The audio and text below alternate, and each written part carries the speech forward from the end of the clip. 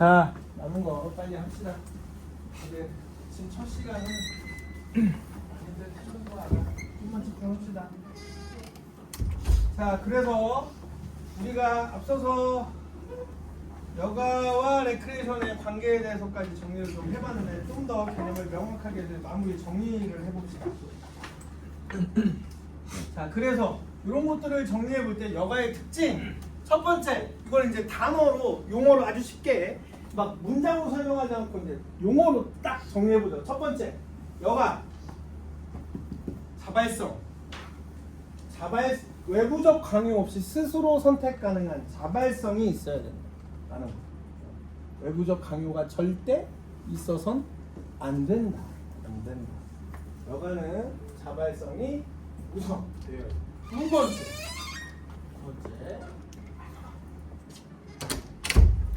두 번째는 비구조적.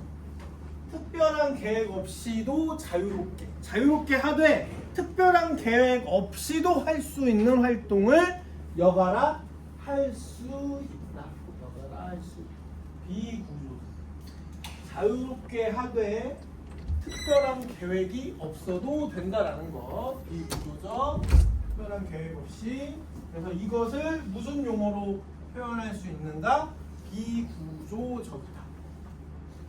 그 다음에 내적 만족, 개인적 만족감과 행복을 추구하는데 목표로 둔다. 목적의식이 뚜렷한 활동. 개인적 만족감과 행복 추구, 내적 만족.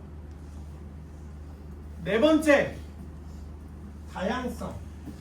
수동적 휴식부터 능동적 취미까지. 자, 아무것도 하지 않아. 하지만 일에서 노동에서 해방된 시간과 장소에 있다면, 시간과 공간에 있다면 그것도 여가로 친다 이거였어. 그렇죠? 우선 칠 수 있다. 여가라 할 수 있다. 다만 단순 휴식의 이상이면 더 좋겠다라는 거. 더 좋겠다. 그래서 수동적 휴식부터 능동적 취미까지. 어렸을 때 수동적 휴식 많이 당해봤을걸? 지금도 수동적 휴식이지만 이거보다 더한 거. 공부 하고 났더니 엄마가 2시간만 쉬어 그러는 거야. 근데 그건 엄마가 여러분들한테 2시간만 쉬어 하는 순간부터 휴식 시간이라고 체크하지. 근데 나는 쉬는 거 같잖아. 감시당하는 휴식이니까. 근데 그것도 어쨌든 수동적 휴식도 여가 시간에 들어갈 수 있다라는 거예요. 일과 노동에서 해방될 수 있다면. 자, 그래서 여가의 특징은 용어적으로 좀 더 얘기하자면, 정리해서 얘기하자면 자발성, 비구조적, 내적 만족, 다양성 네 가지의 특징을 용어적으로 정리할 수 있다. 이렇게 정리가 되어 있는 건 내가 만약에 선생님이 시험에 낸다면 객관식 같은 거로 되겠지. 이거 중에 맞지 않는 거 고르라던가 뭐 이런 식으로. 그래서 선생님이 항상 이렇게 정리를 해놓는 거예요. 여러분들 시험에 조금이라도 쉽게 내려고 하는 것도 있어. 자, 그래서 의무적 노동이나 생계를 위한 활동에서 벗어나 자신의 자유로운 선택에 따라서 활용할 수 있는 시간 또는 그 시간을 활용하는 활동 자체를 의미한다. 자체를 의미한다. 시간 활용 자체를 의미한다. 낮잠자리까지는 들어가는데 그냥 이건 낮잠이니까 들어가는 거야. 낮잠이니까. 원래 우리가 건강을 위해서는 밤잠을 자는 거죠. 생리적 활동 기본적인 거. 낮잠도 우선은 큰 범주에선 들어가 준다. 근데 학문적으로는 잠까지는 안 넣으려고 해요. 학문적으로는 범위에는 들어간다. 그 다음에 레크레이션의 특징을 또 용어로 정리해보면 여가랑 조금 다릅니다. 첫 번째, 자발성은 똑같다. 자율성, 자발성은 똑같다. 자발적인 참여를 기본으로 한다. 강제적 참여는 아니다 라는 거. 그 다음 게 달라지죠. 아까 여가는 뭐였어? 특징이 두 번째 특징이 비구조화였어. 비구조화. 근데 레크리에이션은 구조화. 규칙이나 계획을, 프로그램을 갖춘 활동이라는 거예요. 레크리에이션이 되려면. 여러분들은 전공생으로서 이 부분만큼은 딱 정리를 할 수 있어야 돼. 특히 이 부분에서 구조화냐 비구조화냐. 비구조화면 뭐? 여가. 구조화면 뭐? 레크리에이션이라고 개념을 확실하게 구분지어서 설명할 수 있어야 된다. 그리고 그 다음은 또 다른 부분이야. 여가랑 레크리에이션 여가와 다르게 여가는 개인적 만족일 뿐인데 레크리에이션은 보상을 획득할 수 있다. 레크리에이션 활동을 통해서 보상을 획득할 수 있다. 획득할 수 있다.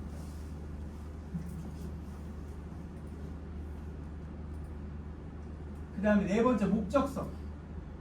레크리에이션이 목적이라는 게 아니고 목적을 가지고 행위를 한다는 거예요. 목적을 가지고. 무슨 목적이야? 회복. 회복이라는 목적을 가지고.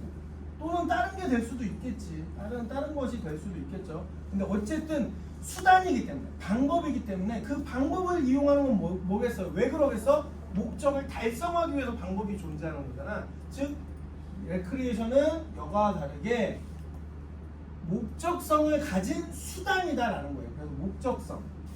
그 네 가지가 레크리에이션의 특징으로 정리가 될 수 있겠습니다. 그래서 정의, 이걸 다 풀어서 현대 사회의 레크리에이션을 정의를 내린다 하면 이렇게 문장으로 풀어서 쓸 수 있다. 뭐냐? 여가 시간을 이용해서 즐거움, 만족, 심신의 붉은 글씨도 있죠. 재창조를 얻기 위해서, 회복을 하기 위해서 자발적으로 참여하는 조직적이고 구조화된 활동. 조직적이고 구조화된 활동이다. 그래서 예시.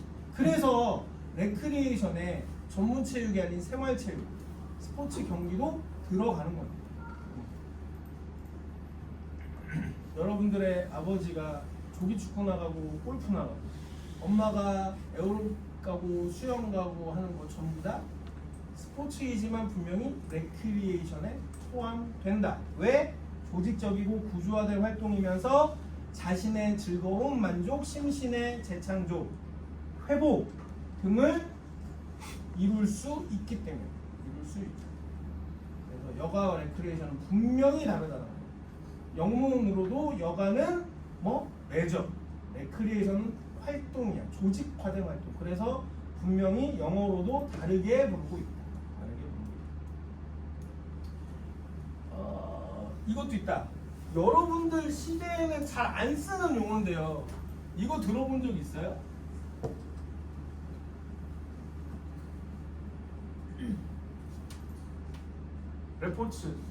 레포츠라는 용어 들어본 적 있어요?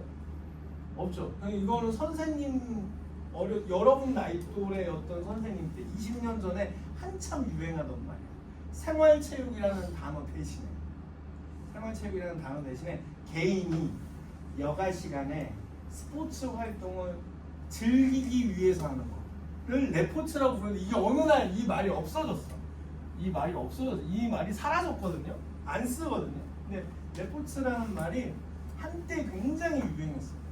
그러다가 이제 우리나라가 용어적으로 생활체육이라는 말을 쓰기 시작하면서 정확하게 공식적인 용어로 생활체육이라는 말을 쓰기 시작하면서 이 용어가 사라졌습니다. 사라졌는데 레포츠라는 말도 한번 존재한 적이 있다. 여가 시간에 하는 스포츠 활동, 개인적인 스포츠 활동. 그래서 레포츠 그러면요 단체로 하는 종목보다는 개인이 즐기는 종목들이 주로 레포츠에 들어갔어요. 레포츠에 들어갔어요. 왜 그럴까를 살펴보면 왜 레포츠가 개인적인 스포츠 활동 이거 보면은 특별한 계획 없이 자유롭다. 외부적 강요 없이 스스로 선택. 그래서 레포츠 그러면 개인 종목이 많았어요. 개인 종목을 레포츠라고 대체 종목. 카약을 탄다던가 등산을 한다던가 물론 팀을 꾸려서 동아리, 동호회처럼 할 수 있으나 어쨌든 종목 자체는 개인이 즐길 수 있는 것 그런 것들이 이제 레포츠에 속했습니다.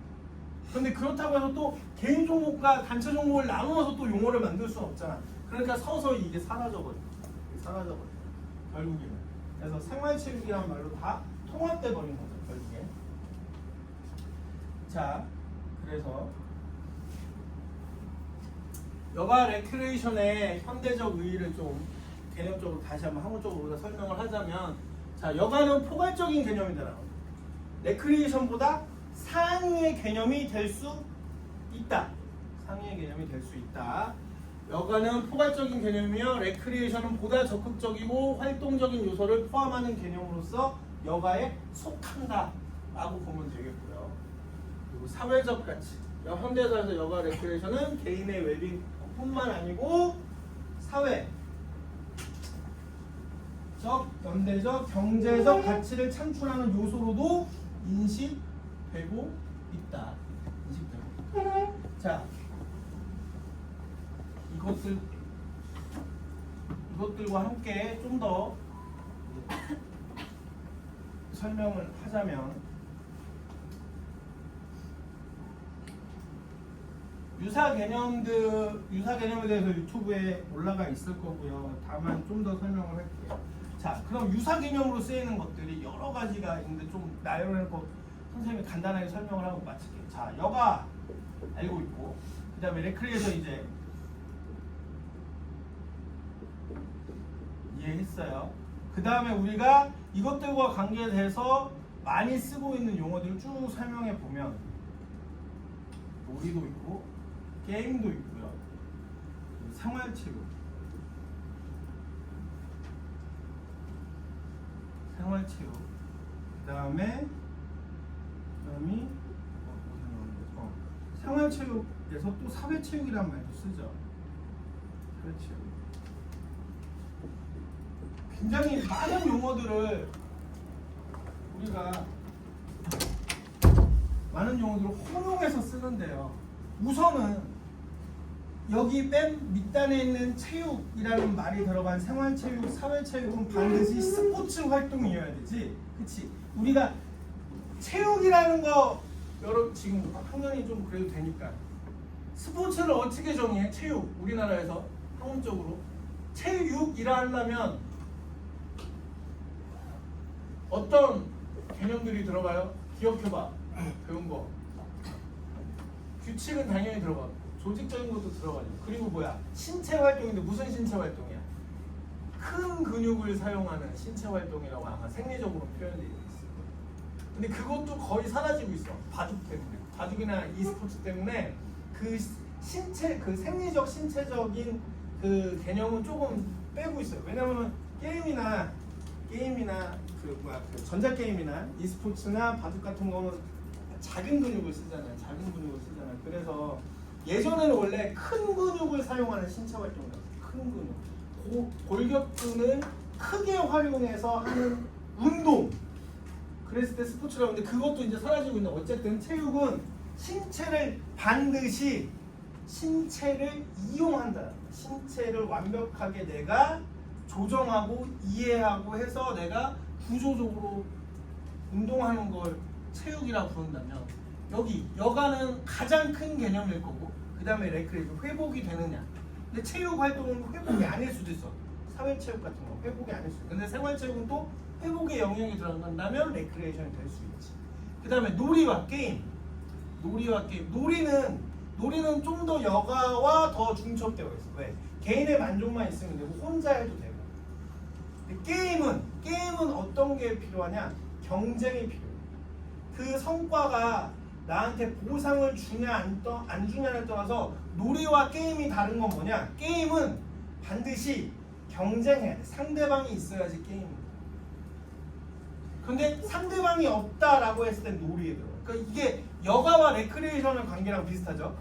여가는 노동에서 해방된 모든 시간과 공간을 활용하는 거라 했을 때, 레크리에이션은 뭐가 중요하다고 해서 그 와중에 회복이라는 결과를 가져올 거냐, 그리고 구조적이냐 조직적이냐가 매우 중요시돼. 그 개념이 좀 더 구체적으로 포함되면 여가가 아니고 레크리에이션이라고 명명할 수 있다. 근데 놀이는 내가 그냥 쉬면서 즐기는 모든 것을 놀이라 할 수 있는데 그 와중에 경쟁하느냐, 상대방이 있으면 게임인 거야. 놀이 중에서도 게임이에요. 그래서 e스포츠는 우리가 전자오락은 우리가 예전에 게임이라고 설명했잖아요. 게임이라는 말을 많이 쓴다고. 여러분도 야 게임하러 가자 그렇게 얘기하잖아. 왜? 나 혼자 하는 게 아니고 내 친구랑 같이 경쟁하고 있잖아. 아니면 나랑 친구랑 편 먹고 온라인에 누군가가 있는 누군가 상대, 아니면 컴퓨터가 상대가 되잖아.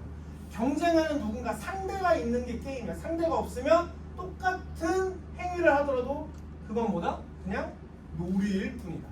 근데 여기서 경쟁하는 상대가 있으면 게임이야. 그래서 이런 개념이 비슷비슷한데 왜 다르지? 자, 게임인데 보상이 확실하게 주어지고 내 사지를 이용한 신체적 활동이 들어간다면 체육인 거지, 스포츠인 거지, 스포츠. 자, 그래서 여기서도 스포츠도 또 달라져요. 개념이 뭐냐? T와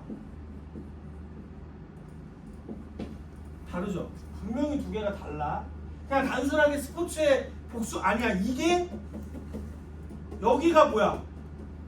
체육 원리나 이런 거 배웠어요 혹시?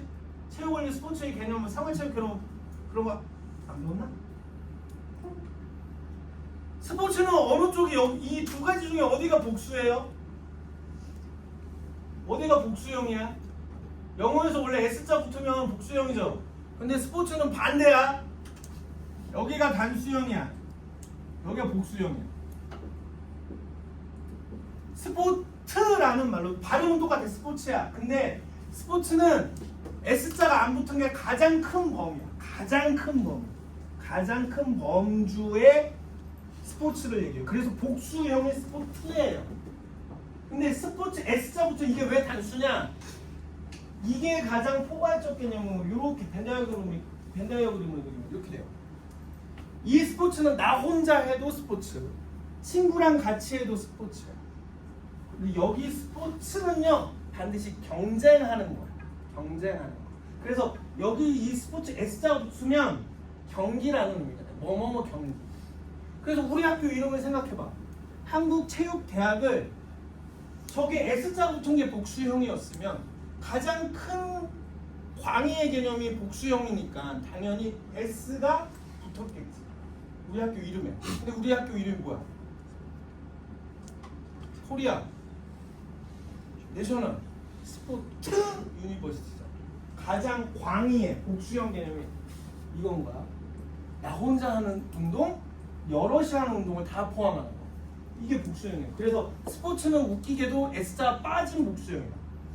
근데 영어를 난 선생님은 운동만 공부해 왔으니까 영어 사전에서 복수형이 저렇게 뒤집힌 건 스포츠밖에 아직 몰라요. 난 찾아볼 이유도 없었고. 근데 아마 몇몇 단어들이 있대요. 복수형이 뒤집혀 있는 게.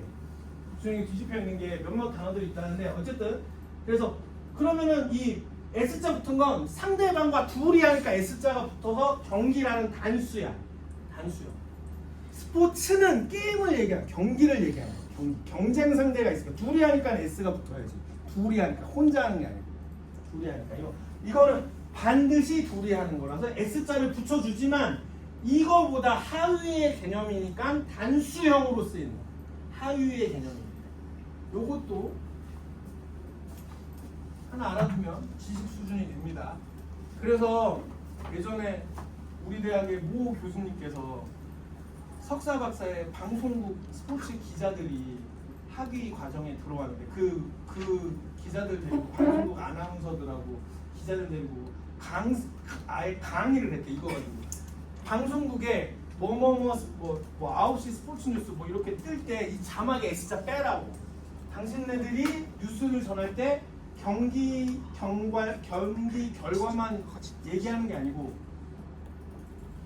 결과만 얘기하는 게 아니고 일반 스포츠 뉴스건 뭐든 다 얘기하니까 이거 좀 빼라고 얘기했다라는 일화도 있어요. 본인이 그렇게 얘기하셨다고. 그분 이제 퇴임하셨지만 그런 일화도 있어요. 근데 우리는 그 정도는 좀 잘 기억하고 알아둬야 된다. 그리고 우리 학교 이름에서 왜 S자가 빠지는지도 기억할 만하다. 이거 본다면. 그래서 여가, 레크레이션, 놀이게임, 생활체육, 사회체육. 그러면 여기 설명 안 했다. 생활체육하고 사회체육이 통용되던 시기가 있어. 시기가. 근데 지금 이제 생활체육을 딱 잘랐어요. 사회체육 아님. 자, 우선 첫 번째 사회체육은 좀 더 쉽게 설명하면 일본에서 온 용어예요. 일본의 교육제도 내에서 온 용어야. 그러니까 운동을 직업적으로 하지 않고 그 운동을 즐기는 일반인들의 체육 활동을 사회체육이라고 불렀는데 왜? 일본은 교육제도상 학교체육과 사회체육을 구분했었기 때문에. 그래서 우리도 그 일본의 교육 방식을 어쨌든 배워서 따라 했었기 때문에 근대랑 현대로 넘어오면서 따라 했었기 때문에 우리도 처음에는 학교체육, 사회체육 구분했었어요.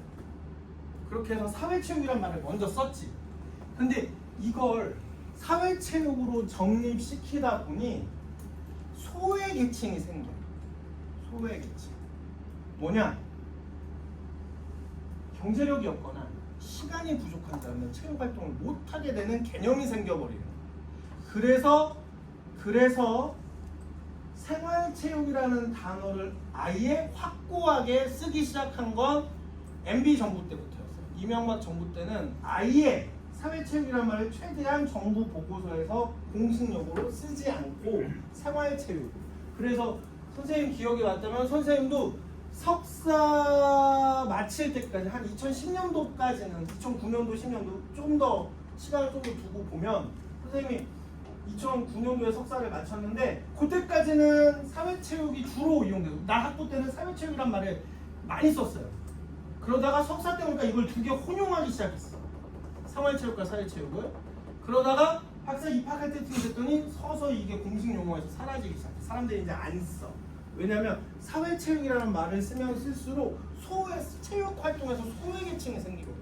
돈이 없거나 시간이 없는 사람들이 못하게 돼요. 근데 우리가 그 시점에 우리나라에서 정부에서 어떤 걸 장려했느냐, 스포츠 복지라는 개념을 장려하기 시작했거든요. 2010년도에 들어오면서 누구나 건강을 위해서 스포츠 활동을 즐길 수 있어야 된다. 그게 사회복지 정책적인 면에서도 중요하지만 여러분들 입장에서도 되게 중요한 거예요. 왜? 나라에서 정책적으로 복지의 한 개념으로 누구에게나 즐길 수 있는 시간과 경제적 비용 등등을 제공할 수 있다? 일부를? 그러면 여러분들의 일자리가 창출되는 거예요.